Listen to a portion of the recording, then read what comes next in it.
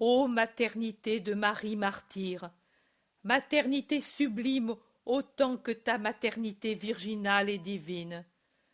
De cette dernière, c'est Dieu qui t'a fait don, mais de la première, toi, Mère sainte, corédentrice, tu t'es fait don, car toi seule as su en cette heure, alors que tu sentais déjà ton cœur brisé par la flagellation qui m'avait brisé la chair, dire à Judas ces paroles.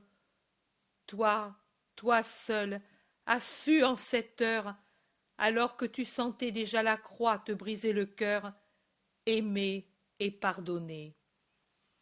Marie, la nouvelle Ève, elle vous enseigne la nouvelle religion qui pousse l'amour à pardonner à celui qui vous tue un fils.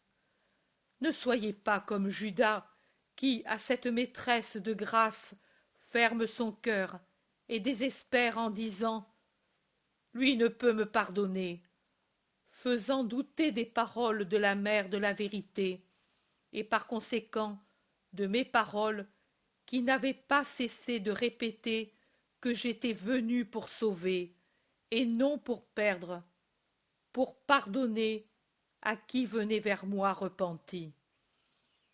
Marie, nouvelle Ève, elle a eu de Dieu un nouveau fils, à la place d'Abel tué par Caïn. Mais elle ne l'eut pas dans une heure de joie brutale qui assoupit la douleur sous les vapeurs de la sensualité et les lassitudes de l'assouvissement. Elle l'a eue dans une heure de douleur totale, au pied d'un gibet, au milieu des râles du mourant, qui était son fils, des insultes d'une foule déicide et d'une désolation imméritée et totale, puisque Dieu aussi ne la consolait plus. La vie nouvelle commence pour l'humanité et pour chaque homme, par Marie. Dans ses vertus et sa manière de vivre se trouve votre école. Et dans sa douleur, qui eut tous les visages, même celui du pardon au meurtrier de son fils, se trouve votre salut. Jésus dit, un jour, je te parlerai encore de Caïn et des premiers parents. Il y a beaucoup à dire et à méditer. Jésus dit, dans la Genèse on lit, alors Adam donna à sa femme le nom d'Ève, parce qu'elle était la mère de tous les vivants. Oh oui, la femme était née de la virago, formée par Dieu pour être la compagne d'Adam en la tirant de la côte de l'homme. Elle était née avec son destin douloureux parce qu'elle avait voulu naître, parce qu'elle avait voulu connaître ce que Dieu lui avait caché, en se réservant la joie de lui donner la joie de la postérité, sans avilir ses sens. La compagne d'Adam avait voulu connaître le bien qui se cache dans le mal, et surtout le mal qui se cache dans le bien apparent. En effet, séduite comme elle l'était par Lucifer, elle avait désiré des connaissances que Dieu seul pouvait connaître sans danger, et elle s'était faite créatrice.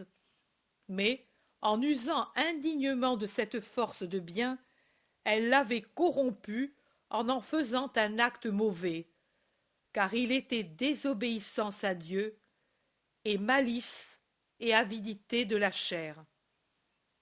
Désormais, elle était la mère, lamentation infinie des choses autour de l'innocence de leur reine profanée, et lamentation désolée de la reine sur cette profanation dont elle comprend l'importance et l'impossible annulation.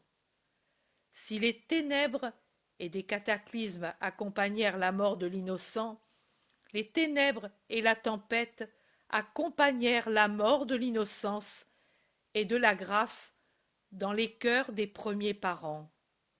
La douleur était née sur la terre, et la providence de Dieu ne l'a pas voulu éternel en vous donnant, après des années de douleur, la joie de sortir de la douleur pour entrer dans la joie, si vous savez vivre en âme droite. Malheur à l'homme s'il avait dû se rendre maître humainement de la vie, et vivre avec le souvenir de ses crimes et de leur continuel accroissement. Car vivre sans péché est pour vous plus impossible que de vivre sans respirer, créatures qui aviez été créées pour connaître la lumière, et que les ténèbres ont empoisonné en faisant de vous ses victimes. Les ténèbres, elles vous entourent continuellement, elles vous enveloppent en réveillant ce que le sacrement a effacé, et puisque vous ne lui opposez pas la volonté d'appartenir à Dieu, elle réussit à vous empoisonner de nouveau de son venin que le baptême avait rendu inoffensif. Le Dieu Père éloigna l'homme, dont étaient visibles les signes de sa désobéissance, du lieu des délices paradisiaques pour qu'il ne péchât pas une autre fois, et davantage encore en levant sa main avide vers l'arbre de vie. Il ne pouvait plus se fier à ses enfants, le Père, ni se sentir sûr dans son paradis terrestre. Satan y était pénétré une fois pour tromper les créatures privilégiées, et s'il avait pu les amener à la faute quand ils étaient innocents, il aurait pu plus aisément le faire maintenant qu'ils n'étaient plus innocents. L'homme avait voulu tout posséder sans laisser à Dieu le trésor d'être le générateur. Qu'il s'en aille par conséquent avec la richesse qu'il avait acquise par la violence, et l'amène avec lui sur la terre d'exil, pour lui rappeler toujours son péché, roi avili et dépouillé de ses dons.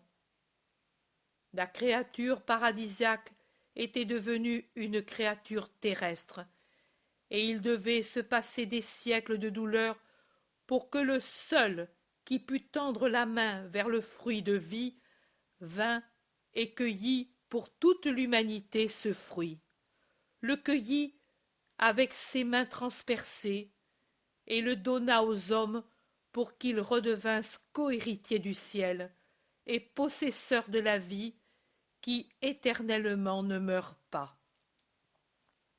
La Genèse dit encore: Adam connut ensuite sa femme Ève. Ils avaient voulu connaître les secrets du bien et du mal.